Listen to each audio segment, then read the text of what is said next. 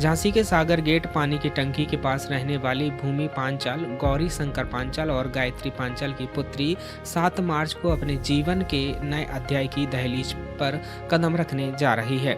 सीमित संसाधनों के बीच बेटी के विवाह का सपना संजोए इस परिवार के लिए उस समय संवेदना और संबल का प्रकाश जला जब संघर्ष सेवा समिति ने आगे बढ़कर सहयोग का हाथ थामा। समिति कार्यालय में आयोजित एक आत्मीय कार्यक्रम में संस्थापक अध्यक्ष डॉक्टर संदीप सरावगी ने भूमि को full size trolley bag, kitchen set, sari एवं अन्य आवश्यक गृहस्थी का सामान भेंट किया। यह केवल वस्तु नहीं थी बल्कि एक पिता के हृदय से निकली शुभकामनाएं और समाज की सामूहिक संवेदना का स्पर्श थी। इस अवसर पर डॉक्टर संदीप सरावगी ने भावुक शब्दों में कहा कि बेटी का विवाह किसी एक घर का नहीं, पूरे समाज का उत्सव होता है।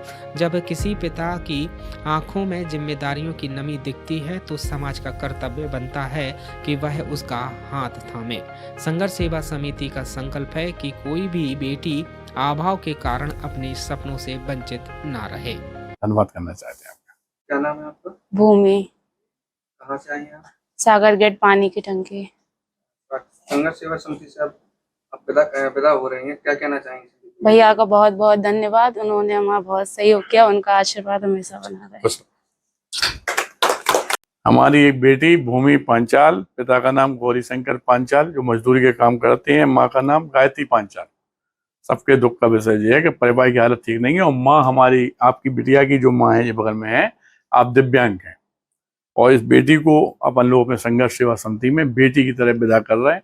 आर्थिक तौर पर बेटी धन देकर जितना हो सकता है उतना संघर्ष सेवा समिति इनकी सहायता कर रही है और भविष्य में भी अगर इस बेटी को कोई दिक्कत आती है तो वैसे तो माता रानी करे कुछ दिक्कत ना आए, हमेशा खुश रहे, स्वस्थ रहे, और कोई भी दिक्कत आती है तो हम लोग संघर्ष सेवा समिति इसके लिए एक पिता के रूप में, बड़े भाई के रूप में हमेशा इसके साथ खड़े हैं।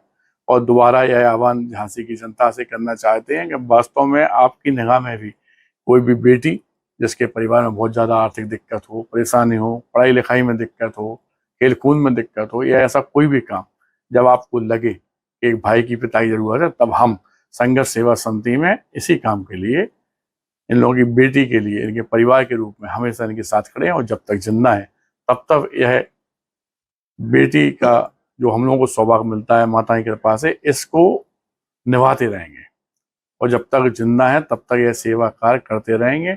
यही कामना है और आप लोग से भी, पब्लिक से भी गुजारिश है कि अगर आप लोग भी 2 कदम साथ में चलें तो हो सकता है कि हमें और बल आ जाए और इन बेटियों को यह लगे कि वास्तव में संघर्ष सेवा समिति इतनी ताकतवर है कि कोई भी बेटी कभी भी यहाँ जाके हेल्प मांग सकती है। झांसी से यूडी न्यूज के लिए विनोद कुशवाहा की रिपोर्ट।